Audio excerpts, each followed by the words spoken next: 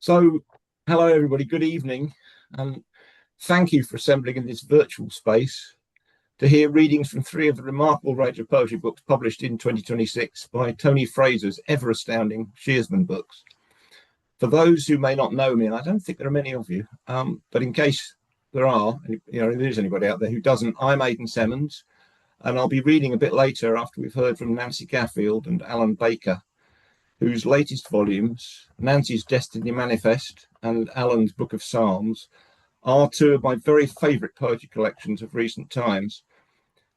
First up, we have Nancy Gaffield joining us from Colorado, just demonstrating that online readings do have some advantages over the in-person kind. Nancy's 2011 book, Tokaido Road, won the Aldborough First Collection Prize and was nominated for the Forward Best Collection Prize, and subsequently led to an opera which premiered at the Cheltenham Music Festival. Destiny Manifest is her third collection from Shearsman and her sixth overall.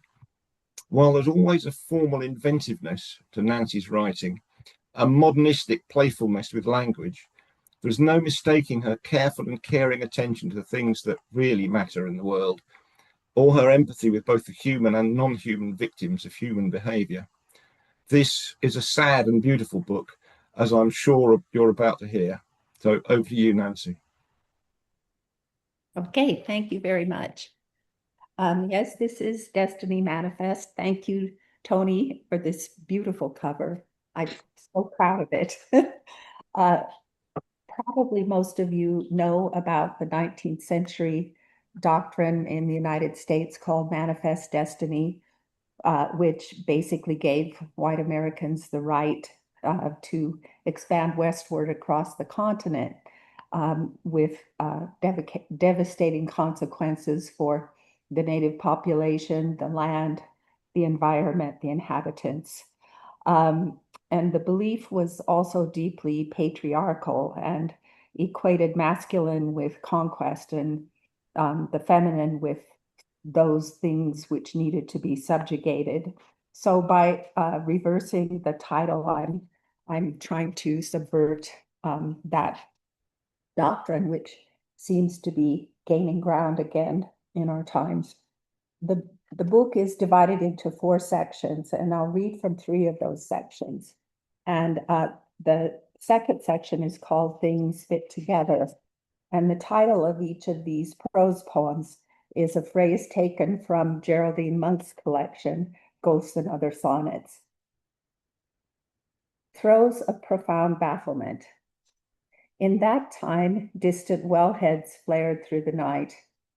A wolf howling long spare notes that held and tapered. An old story with teeth in it. Hacklebacked nonconformists burned at the stake or publicly hanged. Dritten.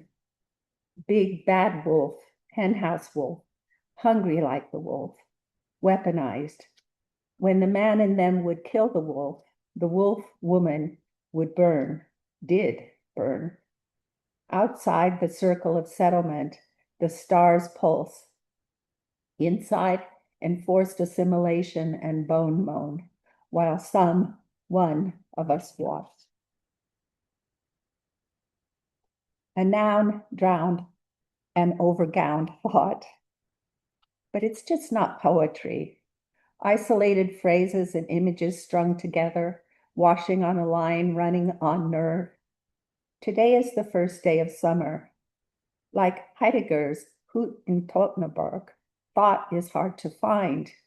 The encounter unproductive in the place whose name means death. Longing for the thinker's word to come in the heart. Komm raus auf ein Lichtung. Bring guests with you. Listen to the rain as the trees shift inward, shuffling off droplets in staccato. Listen to the insects and the worms rasp and scrunch. In some areas, beetles devastated acres of trees, but they warned everybody first. This is the outside reality. Inside, steam trains of thought wax gaseous at 126 miles per hour until superseded by computer chip. It raises the temperature of things.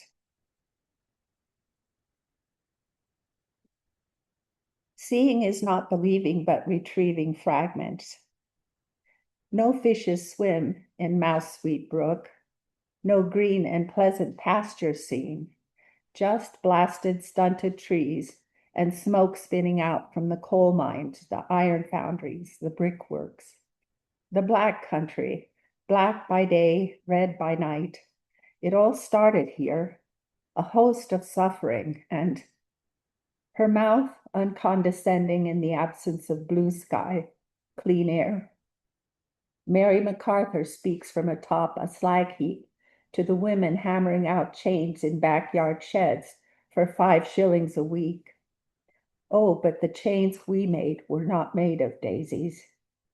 Every breath rasps, a flow of cinder, clang of chain, and us a single link honed into momentary being. The sky invisible for years now, and we who lived and died there could not let it go.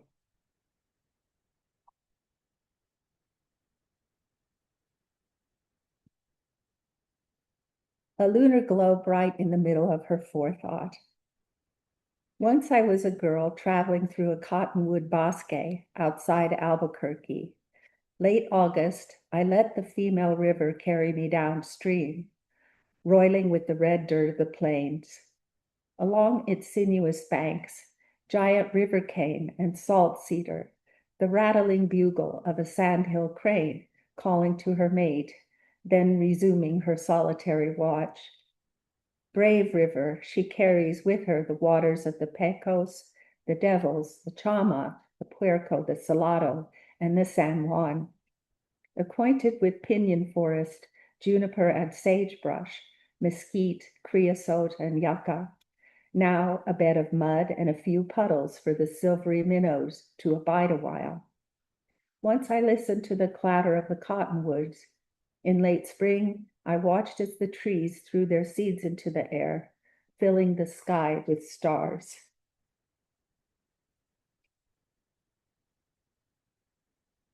Birdsong Impaled. Bede tells of a sparrow who enters a mead hall on a winter night, raging with storm. The bird flies in one door and out through another at the opposite end of the room. But the sparrow knows nothing of life in the room. All over the city, hotel rooms cooled for expected guests sit empty. In the lobby, there are 5 clocks to tell the time in 5 different cities. She wonders if someone like her is standing in a hotel lobby looking at a clock telling the time in her city. This city has grown too big for trees or birds, so the hotel amplifies continuous bird song. They say it makes the guests feel calm. From the window of her room, she watches the crowd struggling with umbrellas in the windy streets below. From such a height, they resemble little iams flying around a fairy ring, little dead feet. Ghost of her ghosts. How many places had she lived in? Things were the same and different. Plants grew and died, got thrown out. Sometimes there were tropical fish. White nights and shadows the trees cast on her bed. That summer afternoon still hovers over her, reflecting the dissatisfaction of empty rooms. Soundless but for the cicadas and their ja, ja, ja from the cottonwood tree outside. Incessant, the rubbing together of wings. Feeling most at home when she is not, she becomes one of those people who keeps sets of keys for all the houses she has lived in, including the one where he threw all her clothes out of the window onto the street. People gave her a wide berth after that. Okay, so that's section 2. I'm going to shift now to section 3, which is titled Echo Lyrics. And within it, there's a opening section called Extinction Diaries. And I'll read a couple of those to start. In the shadows ebb and flow, kelp ribbons wave with the tides and shoals of sea urchins. indispensable to sea otters in the frigid Arctic waters. Hummocks fringe the coast. The eye distorts the contours of ice floes, the cruelest wind. Stellar ship, the St. Peter, ran aground and broke apart, stranding Stellar and some other men in the mud of the North American mainland. And there, trawling in the sands, a black shape with skin like tree bark, the sea cow, named after him, Stellar sea cow. A man in a boat can move among them without danger, select the one he desires. When they came to cut up her body, her mate was still waiting. Her milk is very rich and sweet. The breasts, when boiled, a little harder than beef with the odor of game, but mild. Stellar died in the Arctic, and all that remains of his creatures are the words he gave them: placid, loyal, delicious.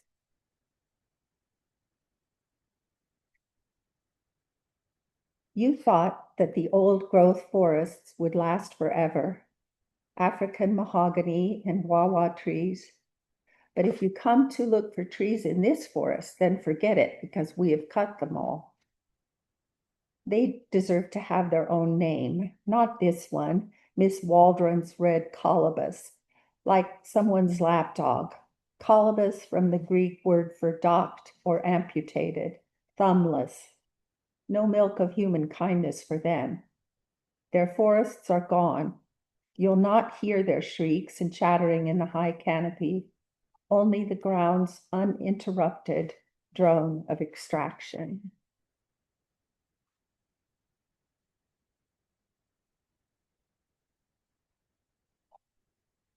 True. They made up their minds to build a waste isolation plant, WIPP, in the desert. The time came to bury the transuranic waste, TRU. They chose the site in shrubland southeast of Carlsbad because of the salt a half-mile underground. They chose it because it is the largest desert in North America, even though 130 species of mammals and 3,000 species of plants thrive there. They needed to warn people. People needed to know not to disturb the place. They called on the experts, geologists, biologists, astronomers. They called on architects, anthropologists, historians, and linguists. They asked them to devise an aggressive structure to deter for 10 millennia. They searched for a signifier to outlast the half-life of waste, the half-life of language. Then came the engineers, the bosses, and the politicians to break the ground. Dust billowed from the shovels of the men in hard hats. The miners carved their names in the ancient salt. 20 years passed. The bosses and the professors of salt, choking on the dust of dead languages, disappeared into the gypsum dunes. True is buried in the desert of New Mexico, where 250 million years ago, the Permian Sea evaporated, leaving a 2,000-foot thick salt bed. Etched warnings in the granite slabs include pictograms with stick images and the figure of Edvard Munch's The Scream. The experts could find no words to warn future generations of what is buried there. And this poem, Sibatai, refers to Shiprock in New Mexico, and I understand, Aidan, you've written a poem about Shiprock, so I can't wait to hear it. Rock with wings, monadnock rising above the high desert plain. Exposed neck or throat, the inner core of a volcano.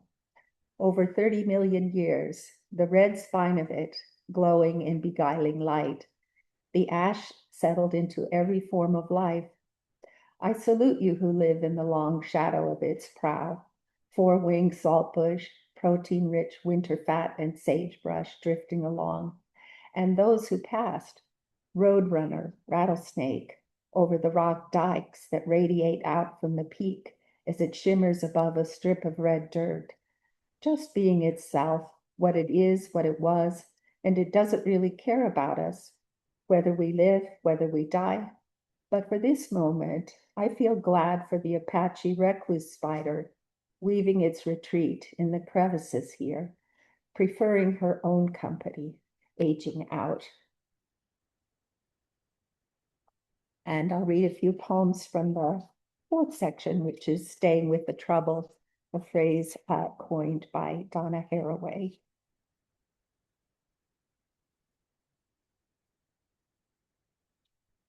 Baker sylvatica. There is no tree that grows old so gracefully as the beeches that line the dip slope of the North Downs, hospitable to chiff-chaff and dormouse, fallow deer and wood anemone. These trunks are the columns, the canopy, the vault of my cathedral. Because yesterday and 40 years ago, Laura and I were driving on the Philomath Road toward Corvallis when a deer leapt in front of the car. The moon reflected in the blood flowing out onto the asphalt, her breath scarcely perceptible.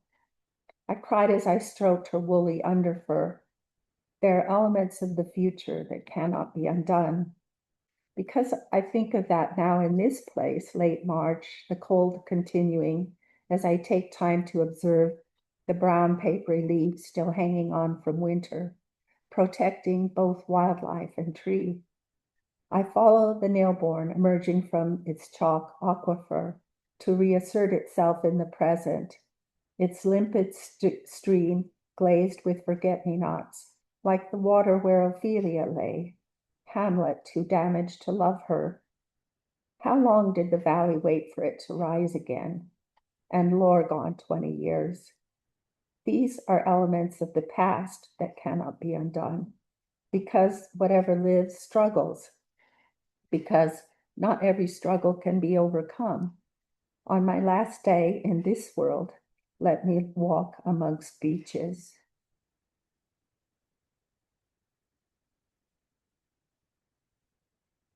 Sorry, it gets a little sad. As I write, the River Po deadpans and the forests of Alberta burn. Gloom and solemnity are entirely in place in the poem, whose aperture is to look back at what you had, to open the channel. Meanwhile, I'm just trying to feed the birds and stay upright, while this abrupt and disordered syntax is just trying to be straight with you. The words social justice are banned from textbooks in Florida, and the race is on for costly materials at the bottom of the sea, manganese, nickel, copper, cobalt.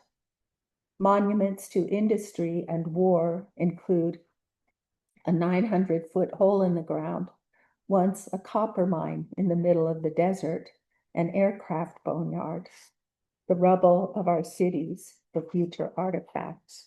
The poem keeps pulling towards the guardrails of elegy, a solitary place in fading light.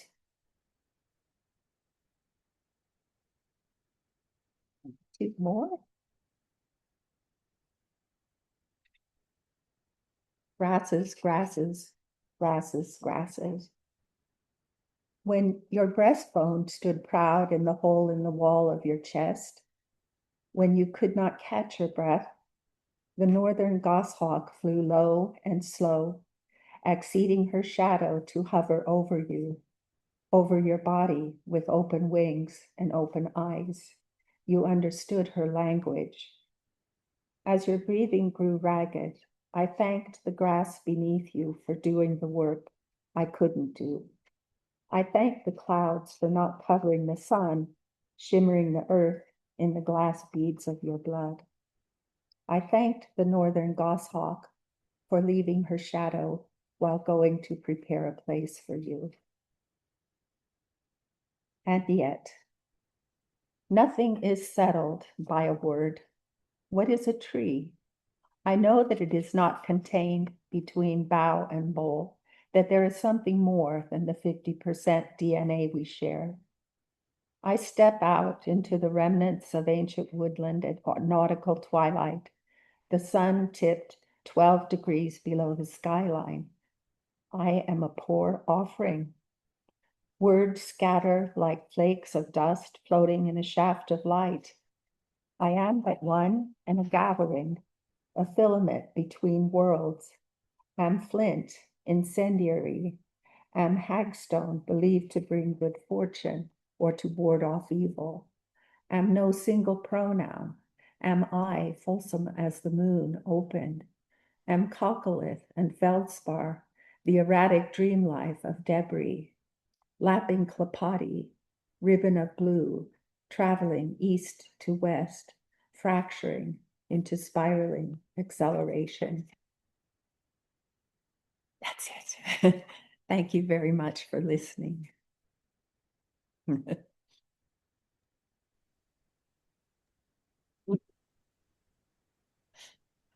Thank you very much, Nancy. That was fantastic. I said it was a beautiful book, and it is. And you just kind of reminded me in what ways and how much that's true. Thank you. The eco lyrics in particular, just so profound and moving to me. Yeah, fantastic. Lovely reading. Thank you very much. Moving onwards from that, there's something for you to follow, Alan.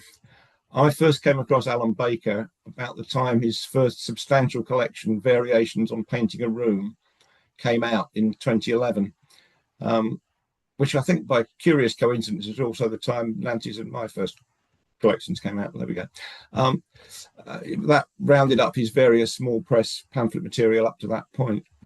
Although it was several years before we first met in person, and we've still done so on only a handful of occasions, I am one of many people in this strange world of British poetry, including, I'm sure, a number listening and agreeing now, who have long regarded Alan as a friend and who owe him a debt of gratitude for his unfailing encouragement and support, not only through Leaf Press, which he founded 26 years ago, and his webzine Litter.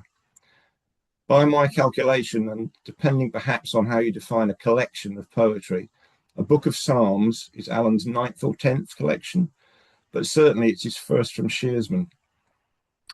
There are various ways in which these short, pithy ruminations on life, urban, domestic, natural, human, and otherwise, might or might not be considered to be psalms, but as a deep and sustained meditation on the state of the world as seen from our particular time and place, this is a book that strikes a lot of strong chords, seemingly effortlessly, though it's clear that a lot of craft in fact went into it.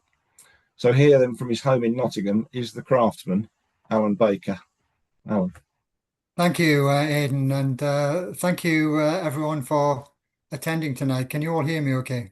Yes. Or it's not, never quite sure. So yeah, thanks for coming, and thank you for that introduction. And it's a real pleasure for me to read alongside Aidan, who's a good friend of mine, and alongside Nancy, who I read with recently in London. In fact, it's the third time that Nancy and I have read together. I'm going to start my reading tonight by reading a poem by another poet. And the other poet is the great Hungarian poet from the first half of the 20th century, Attila József. And the poem is from this book here, which is published by Shearsman Books. I've been immersed in this book for the last few months, and I think it's fantastic. So I wanted to just read one of the poems from it. The translations are by Adam Piet and Agnes Ohoczky. And the poem I'm going to read is called My Mother.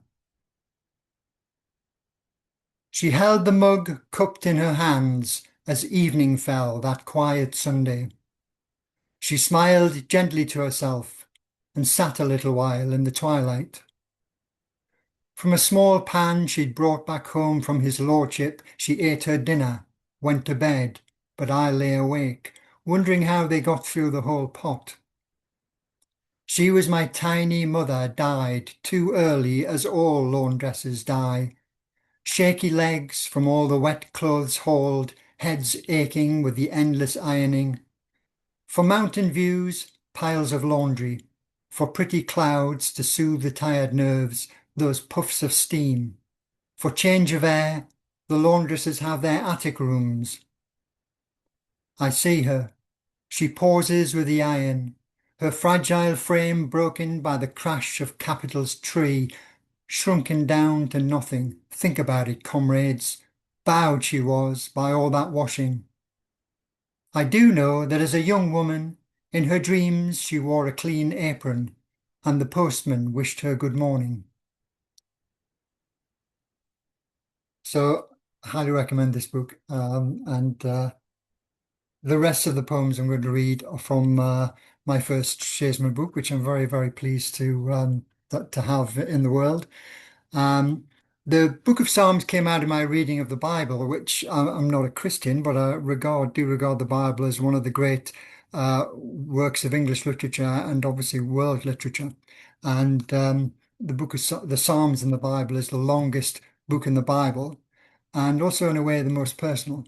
And I wanted to try and do in these poems what the biblical Psalms did, which is to praise and lament, or find something to praise in this world, lament and critique the state of the world and humanity, elegize a lost homeland, look for faith or something to have faith in, and provide solace in times of trouble.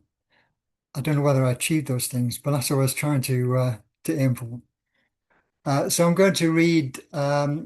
A friend of mine said that there are a number of speakers in these poems, and one of them is what he called a kitchen table pilgrim, and I quite like that notion. So the first poem I'm going to read is in that theme. This is Psalm number 11. I ask the morning as it lights the kitchen to draw a long shadow on the tiles, to come gently, to anticipate the miles we have to travel without leaving this room. The green track over the heath, the subway daubed with graffiti, neither are stranger than this path. And yet we're not the great unwashed, we're not the noble sons of toil or a chariot of turbocharged enlightenment. We are faith in the simple powers. Give me your arm. When did you last eat? Artificial pleasure, synchronized groaning, simulated spirituality, such are the trials on the pilgrim's journey. Rumour, a period of change, spreads from the ports to the besieged city.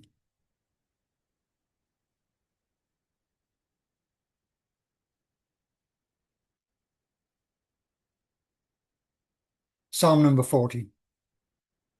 Not to rant and live in anger and set those things down in poison pen letters, but to speak in my own dialect, in a voice recognizable as mine, looking out over lost lands, the red line of lights on the A52 at dusk, the idea of pilgrimage, the realization each driver alone with her thoughts invents a wide field full of dark mountains where she stumbles, might even consider herself the original creative force, till the lights turn green and she asks, whose house is this? And may I lodge here tonight? That line, a wide field full of dark mountains, is from Pilgrim's Progress. I'm going to read two poems from near the beginning of the sequence, which are concerned with health and the body. And this is Psalm number 6. Though I am weak, give me wellness. Though arrhythmic, give me the pulse of a younger man. Under the streetlight, hunched, hooded, I saw him, who in life was never there, afibrillated, rumoured to fail. Unfriend me now, or I'll suffer my trolling and discourtesy. And was he astray, shivering on the path, eyes almost human? A tree's last leaf, the final pulse of a quasar, a snail on the kitchen floor leaving a trail in deep time. Late spoiler alerts, forgotten punchlines hide in toadstool rings and the eyes of hollow trees. I used to know the night, but it's ghosted me. One of the things that, of course, runs through the Old Testament and including the Psalms is the figure of the Old Testament prophet, though this figure who stands outside of his society, or usually his society, but occasionally her society, and provides a critique of it. And so there are some poems in this book which try to do that. And this one is Psalm number 30.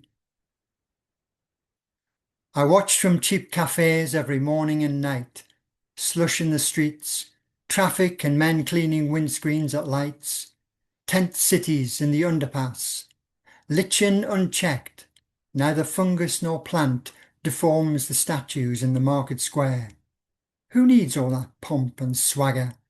Let the lichen do its work. We do ours in soup kitchens and hostels, covering 6 to 8% of Earth's land surface. Lichens are my companion now, from sea level to alpine elevations, abundant on bark, leaves, mosses, on paving slabs trodden by commuters. By such shall ye know them, in the brickwork and gutters, the alleys and ginnels. Did have a discussion with Nancy last time about the pronunciation of lichen. She pronounces it lichen. I took my pronunciation from Basil Bunting. So,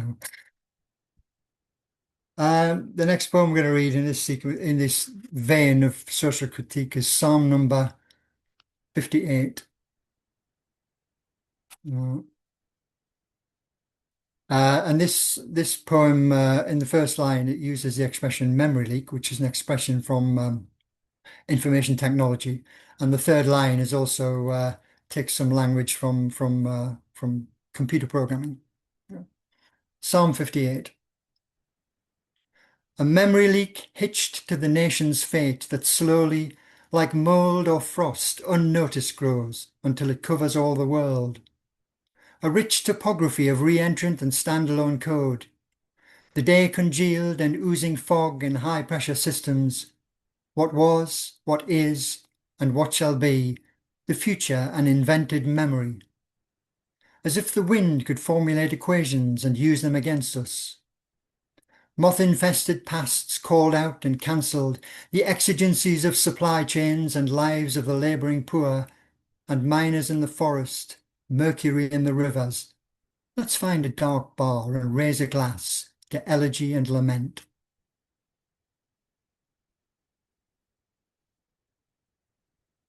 One of the themes in the biblical Psalms is the longing for a lost homeland. So that was during the Babylonian captivity, when they're looking back to their homeland and Zion. And the lost homeland in these poems is, well, there's a couple really. One is the industrial north of England, where I grew up, which no longer exists. And so I'm going to read a poem on that theme. This is Psalm number 45. The opening phrase of this poem, "If It Should Ever Come," is the title of a poem by Ed Dawn. I don't know if some of you may know it. It's a really beautiful short lyric, and it's about mortality. So Psalm 45. If it should ever come, and I suppose it must, let it be on a bright morning when all the possibilities settle as one. Like a flock of sparrows who don't know whether they're coming or going, or whether the air seems cooler, their numbers fewer, who don't know that they're symbols of lust and vulgarity, who deserve a constellation to be their aid and shelter and to notice their fall, to hover over late-night pharmacies, to dart between the eaves of Amazon warehouses, to alight at last in a dream I had of a red brick terrace in some northern celestial city.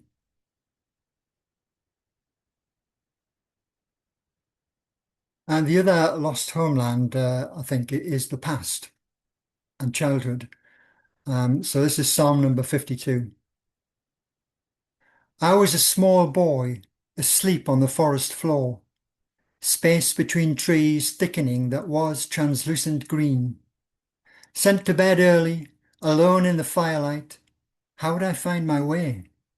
So, sitting on the park bench in the morning sun, hair grey, eyes clouded, wanting coffee, cigarette. Shops raised their shutters, delivery vans unloaded, passers-by dropped coins for the homeless, all in a dream.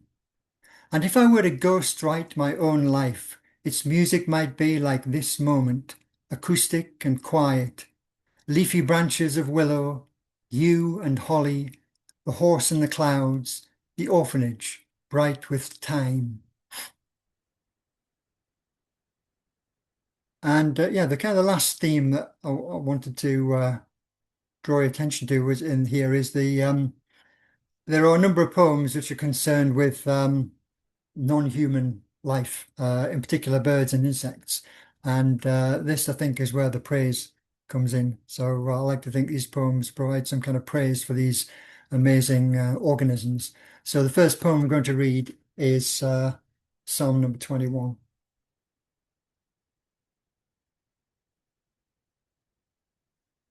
Summer nights I stop, fascinated by the swarm around a street lamp. Can I make accommodation with them?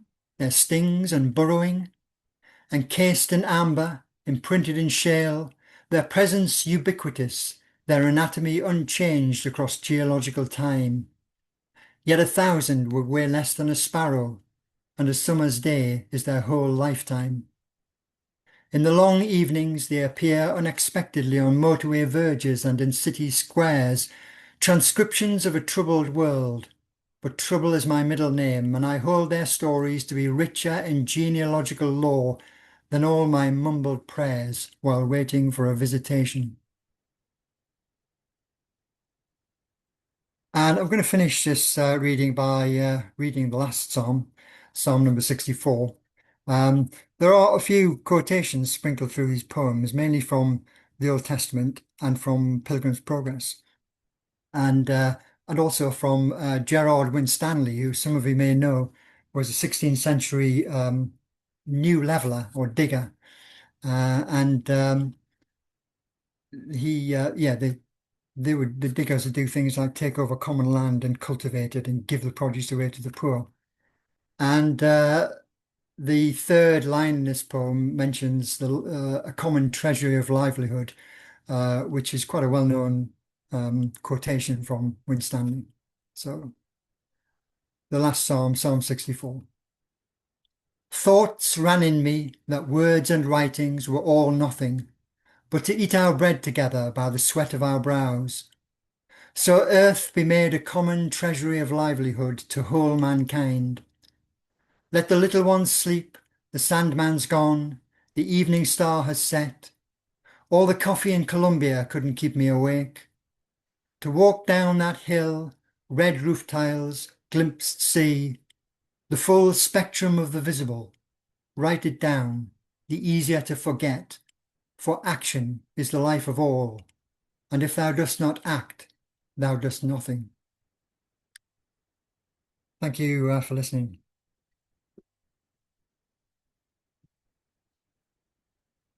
There's nothing better than silent applause. Let me give you some applause you can maybe hear.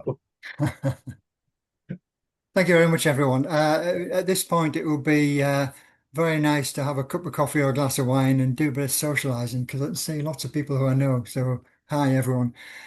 We can't do that, unfortunately. So instead, I'm going to go straight ahead and introduce our third and final reader, the man who made this event happen tonight, my good friend, Aidan Semmens. So, as a student at Cambridge in the 1970s, Aidan was the co-editor of the Perfect Bound magazine, which some of you may remember. Very influential, kind of a neo-modernist magazine. He won the Chancellor's Medal for an English poem at Cambridge in 1978. And in the first year, his first pamphlet of verse appeared. 33 years later, his second collection appeared, which is A Stone Dog, his first full collection, A Stone Dog, published by Shearsman in 2011. And since then, there are now 5 collections from Shearsman, all substantial and books and serious books in the best possible way. Aidan's also had titles with Salt Publishing and Parlour Press. Aidan's latest book, Signals to the Disappearing Shore, ranges from nuclear proliferation to ancient Sumerian mythology. And in the words of Kelvin Corcoran, in this work, deep history speaks in the present, articulated for all its brutality and wonder. So I'll hand you over to the man himself, Aidan Semmens. Well, thank you very much, Owen, and thank you for your reading, which, as was true of Nancy's as well, just it's lovely to hear from your voices poems that I've been living with quite a lot lately, and really appreciate fabulous poems. Thank you again, as I say, for that introduction. Like Nancy, I was invited by Adam Piette to contribute to a Black Box Manifold Festschrift to celebrate Geraldine Monk's 70th birthday. You've heard what Nancy came up with for that already. The piece I came up with is the first poem in Signals to the Disappearing Shore, which is the book that Alan has just shown and which I'll be reading from now. This then is Another Country. By boat, for how else would they come? Sigurd and Thorfinn and Salif and Ali, fishers and fighters and farmers, spirits of the sea, investing true life in hope of happier returns to or with Sigrid or Sarah or Alison, or a reunion on the island of the young, off the shore of Einhallow, Scilly or Ceylon. Land always out of sight, but only just, to misted eyes where spirits roam, where you are ever approaching and never arrive, or if you do, never leave. Investments may go up or down. And what is the name of the island? No one knows, or accounts differ. Words are not to be trusted, for who is to know if the name you have signed on this form is the one you will be known by in the land of the gods, Isle of Dogs. Then standing at the cliff edge, watch weather approach across the water, wave tops whipped off by the wind. Tell of those adventurers fallen into the earth's mound, Svein awaiting rescue, scratching in clumsy runes. Olaf the Oath thinks his wife is faithful, ha ha. But this occurred in another time. So consider what the uniform and the grey suit won't countenance, that the evidence may have been tampered with, files redacted, photos retouched or clipped. In matters of importance, there's always trial by scissors and paste. It's all there in black and white. Before panchromatic film became red or pink became black, before panchromatic film, red or pink became black, blue or green rendered white. But who remembers now the world was not so simple then? And by air on curlew wings, clambering up the sky, then parachuting down, that curly cry bubbling across tidal mud and moor. The martin and the martlet, merle in the marginalia, shapes of a faith inked, painted, sculpted, not compassed in the liturgy. And yes, who was the model for the Kilpeck Sheila, generic or sui generis? And who wielded the tool or decided, she or he, they're written out, uncarved, unlettered? Bread and circuses, but who bakes the bread? Who walks the wire? So where trust, concussed, unworthy of trust, unworthy words. But this dream occurred on another shore, another landing, another border scribed across the map, razor wire crazing a once gentle landscape, blank walls awaiting only the unborn graffitist, the intoxicant paint, slow leakage on the literal. My longish poem, A Raga for Enheduanna, which won the Julia Buden's Commemorative Prize and has an important place in this book, including providing the context for Kurt Linder's fabulous cover painting, which you can maybe get some sense of there. Takes at least 10 minutes to read in full, so which seems a bit much for this forum. So here's a cut down version, a kind of edited highlights. Something was built here that was thought important. A funeral ziggurat, perhaps, memorial to a fallen tyrant. An ancient palimpsest inscribed with layer upon layer of dream. Seals and celias, precious beads commemorating epic deeds. Here are toys, idols, weaponry, held forever in a ruined fortress. Stripped femurs and the skull of a horse laid bare amid the desolation. Fish traps and walkways woven basket fashion. An imprint of wickerwork in vessels of clay. Residual rituals implicit in goat herds and potsherds. That two of the men convicted of abusing her could be eligible for early release. Amelia Jones. Got rid wrote that one, I hope.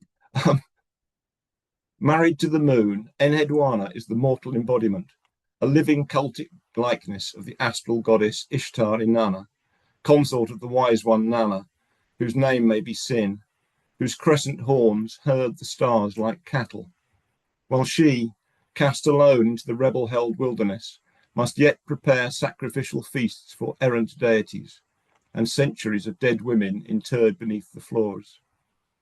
Stains in the stonework become scenes of rural life, a lush green land of milk and honey, sheep and goats shaded by olive and palm. Landscapes to locate a crucial figure, places mapped to hopes and fears, healing and wisdom to witch lore. And does it matter if the story isn't true? For who will speak of the buildings destroyed, the political framework of human bone, missiles aimed at targets, habitations near the border? These laments are not meant to express sorrow, but to avert future catastrophe, the as yet unimagined brutalities of Agamemnon, Caesar, Lionheart, Assad. Law, legend, transaction are preserved in reed-cut indent on clay, baked into permanence in the burning of the library, genealogy and astronomy hardened into artifact. Some of the words are lost, while others remain indecipherable, from which architects of the new city construct a misleading narrative. Some say the high priestess Enheduanna may not have composed the verses herself, yet it's the oldest trick in the book, the stylus applied to the stele, recording human connection, preservation of memory and craft. Here are songs sung by the moon of love, conquering and sadness, the mortal crimes and villainies of Achilles, Menachem, Modi, Netanyahu. Tales of hope, tears and tyranny told by prophets and wandering bards, while we bear passive witness through our satellite screens. A Tower of Babel built in a well-lit studio. Bass notes and trumpet calls brought to bear on the walls of Jericho. The innocent convicted, the guilty raised to power. Later translators will lay claim to fair shares of renown, yet while we are fated to a place in antiquity, Enheduanna composes only modern verse, commands the unhoused exile, sail your boat of sorrow to another shore. A state where the dead are granted freedom to gather, and battle-hungry warriors succumb to the temptations of writing in the dead language of erudition, an abyss of missing text, words unpreserved or still buried, a cubist ragtime in the desert air. She says, now they bring me funeral gifts. Am I no longer living?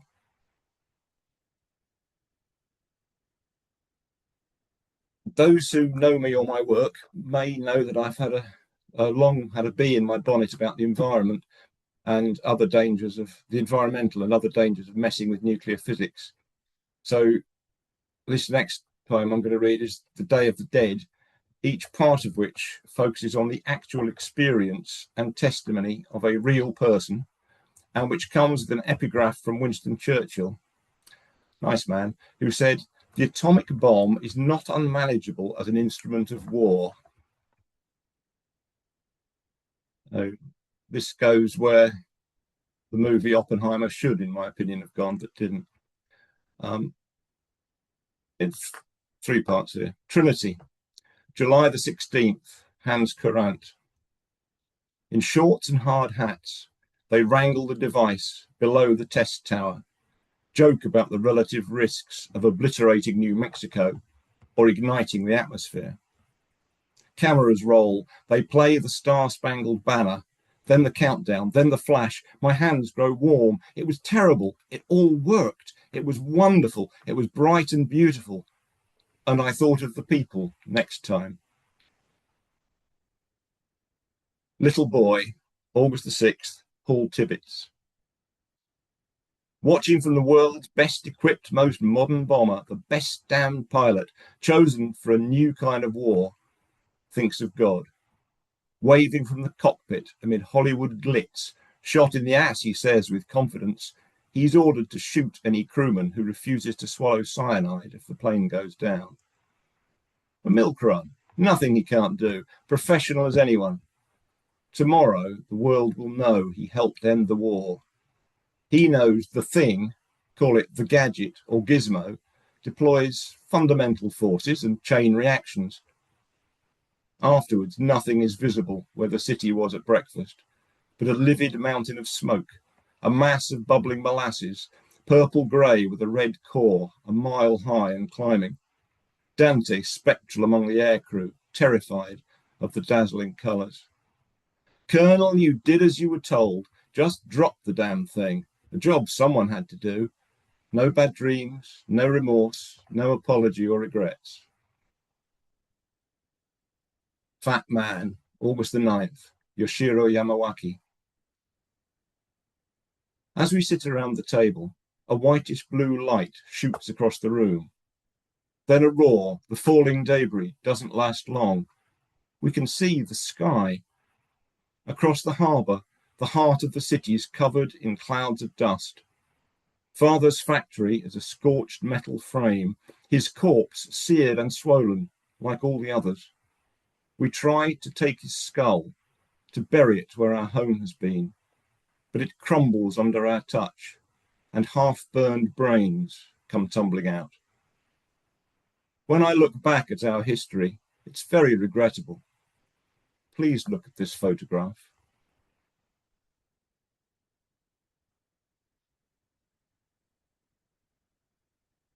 Moving on from there, On the Side of the Angels, which has an epigraph from Drew Milne. After Hiroshima, it is scarcely possible to write poetry about mushrooms, obviously riffing on Theodor Adorno's comment about Auschwitz. On the Side of the Angels. Call me Azrael, angel of death, destroying angel, high above. That silver glinting speck, my symbol, whomsoever it shall wreak its destruction upon. A storm of bewilderment from my hideous wings, in sheer infinite descent, visiting endings on the unsuspecting, delivered from men in cold hats, in distant sheds, cultivators of the ultimate wonderful death cap. The sublime atomic spectacle of permanent catastrophe, masterful negation, impossible songlines lie in industrial management of hospital detritus. Radioactive lesions leaving waste like litter of Neolithic flint. The only sure means of prevention is to recognize this deadly fungus beyond any fear of doubt. It is not true all poisonous species have a bitter flavor. The most potent is amanitin, which works slowly and in the pure state forms beautiful needle-like crystals. Gerontius, in joyous mourning for a lost or possible future, dreams of nuclear weather as each launch is cheered in social pacts of denial, repeating the triumphalism of bomb as utopian spectacle. The second poison is phalloidin, a hexapeptide which acts quickly. In cases of recovery, the after effects remain often for life. Vomiting merely irritates the stomach to no purpose. Traces of strontium-90 in our teeth can be used to date our corpses against the datelines of nuclear testing. It's all true. And staying for one more with my pet subject of matters nuclear and their potentially devastating effects, this next one, Homeland, starts out as being a kind of ekphrastic poem based on some amazing photos by the Navajo artist and activist Will Wilson, which you can find online if you're interested. This one also has quite a bit in common with a couple of Nancy's poems in the Echo Lyrics section of Destiny Manifest, which seemed like another good reason to read it tonight. And this, Nancy, is where the reference to Shiprock will come in. It is only a reference rather than a whole poem, but it's set in the same world as your TRU and the Shiprock poem. Homeland. Seen here in profile, a lone human stands on the edge of something in a landscape, the shape perhaps of home and stranger things, related somehow not to state alone, but to corporation, shopping mall, the faraway highway. Calmly in the safety of our bunker or the control space of an electric car, we are reading the news, a diversion of our banality. Evangelists of a blonde Jesus preach nuclear fission as the light of the world. Look out on Yucca Mountain, past the living things and people, to declare, there's nothing out there, a wilderness to claim that nothing can spoil, so let us pray. Mines on the canyon's rim imbue traditional medicine plants with radiotoxic metals. The obliteration of Hiroshima depends on exfoliation of the Navajo Nation, extraction and processing of uranium conducted by mostly Navajo hands, particles lodging in skin, clothes and lungs, harbingers of a slower destruction.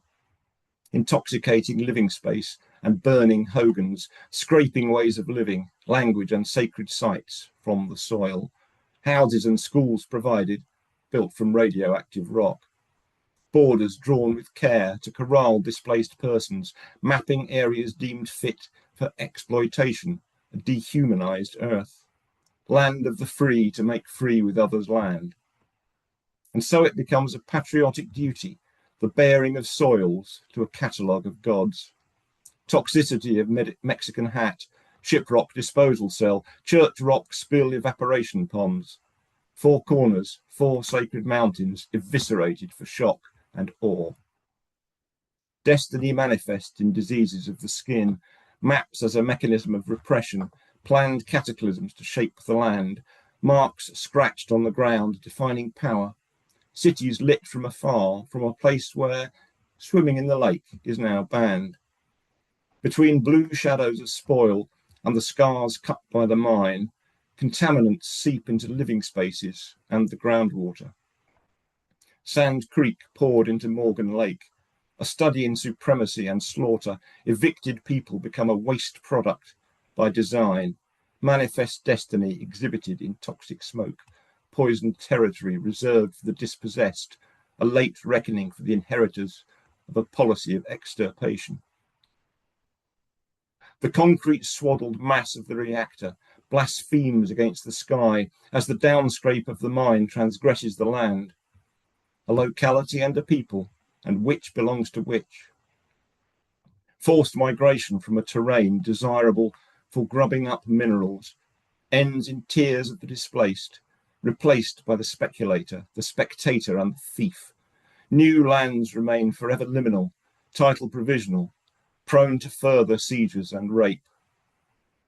Oh, give me a home where the buffalo roam, where Cochise and Geronimo lay, where seldom is heard now the voice of a bird, and the skies are smoke-laden and grey.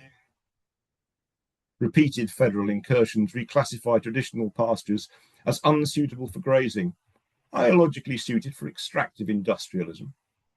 Becoming sacrifice zones, irradiated landscapes too difficult and costly to clean up. Here the newsreader blinks. 500 abandoned mines litter the Navajo Nation, empty landscapes of detritus and decay. The mountains mourning the loss of their people, mourning the incineration of others. A place where magic happened, perhaps of a spiritual kind. That magic now transmogrified into potential of uplifted ore, to be reduced, singled out, split against its nature into pure particles of power. Potency to boil kettles, threaten cities with obliteration, place mineral deposits in corporate accounts.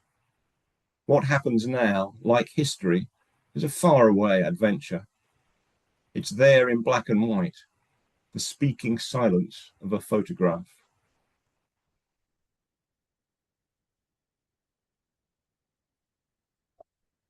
So, sticking with the ecological theme, but coming closer to home, at least once you've got past Siberia in the first stanza, this is Tastes of Peat.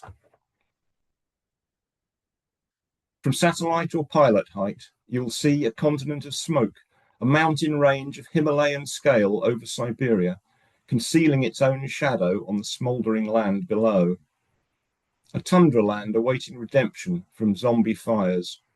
Down here, where families carved precarious livings from under heather slopes.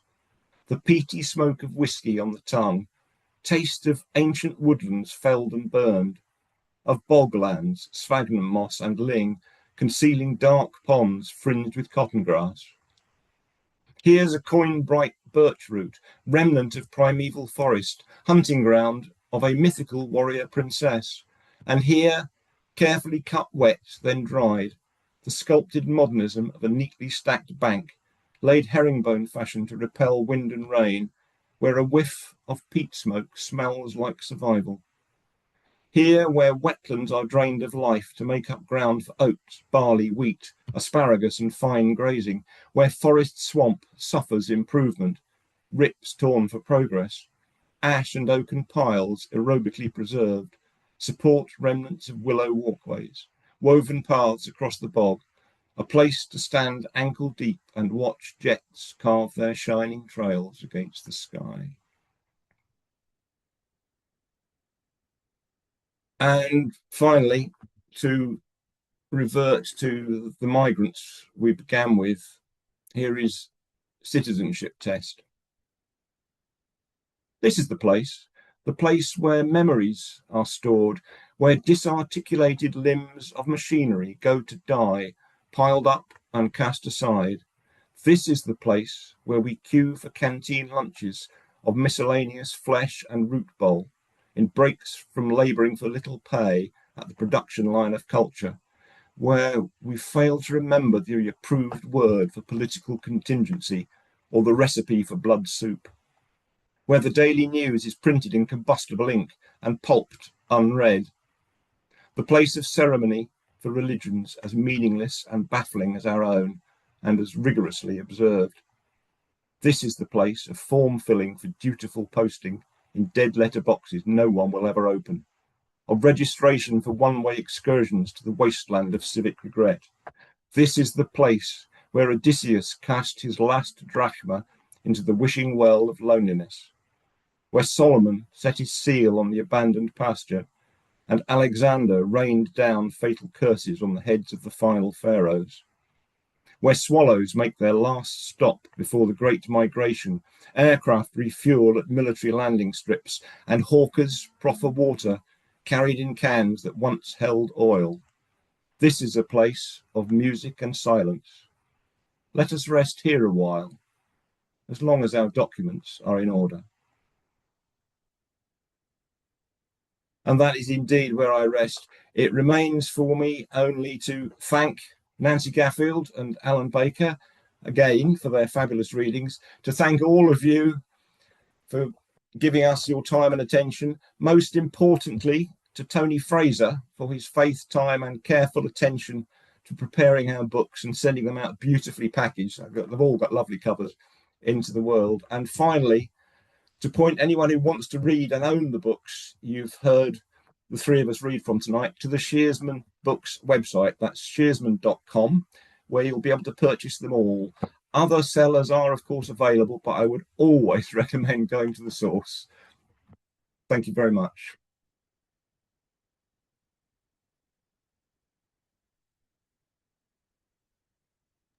If you want to unmute yourselves, you may. Or on the other hand, if you wish to just disappear quietly, you can do that too. I trust you may. Working now. There we go. Hi, Carrie. Nice to see you. Lovely to see you. I hope that this will be, I know you've organized this yourself, but it's really great to have Shearsman online like this. I think with Tony's blessing, I think we will try and do some more of these. Yeah. Yeah. More than welcome. More than welcome. It's a great idea, and it was just lovely to hear three combining just in time, just to hear you read alongside each other. It was fantastic. Thank you. Thank you, Carol. It was a great reading. I do think that Nancy's book and mine have a lot of it's kind of the kind of go together, I think, in a way. Both writing separately and not knowing. Yeah, absolutely. I had no idea what your book was. I knew you were writing something. I didn't know idea what it was going to be. I love that. Yeah. Good. Well, thank you very much, everyone. Thank you. Thank you so much. Okay. It was lovely to hear you all. There are lots of you there I'd love to have a proper chat with, but in the way of meetings with lots of people, you can't do that. But let's hope that some of us catch up somewhere sometime. And hugs to you, Nancy, in Colorado. Thank you. Miss you all. Yeah, thank you for coming, everyone. It's great to see